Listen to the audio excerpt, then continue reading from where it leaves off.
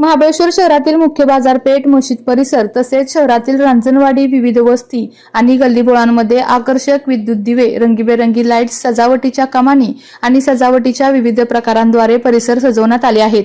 रात्रीच्या वेळी या रोषणाईमध्ये शहराचा नजारा अधिकच देखणा आणि आकर्षक दिसत असून स्थानिक नागरिकांसह पर्यटकांचेही या सजावटीकडे विशेष लक्ष वेधले जात आहे. पवित्र रमजान महिन्याच्या अखेरीस साजऱ्या होणाऱ्या ईद उल फित्र सणाच्या पार्श्वभूमीवर महाबळेश्वर शहरात आकर्षक विद्युत रोषणाई करण्यात आली. संपूर्ण शहर सणाच्या आनंदाने उजळून निघाले असून मुस्लिम बांधवांसह सर्व धर्मीय नागरिकांमध्ये सणाचा उत्साह दिसून येत असून शहरातील विविध भाग सध्या रंगीबेरंगी रोषणाईने सजलेले पाहायला मिळत आहेत.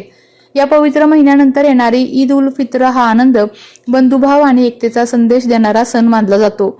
या निमित्ताने शहरातील मशिदींची स्वच्छता, सजावट तसेच परिसराची देखभाल करण्यात आली आहे.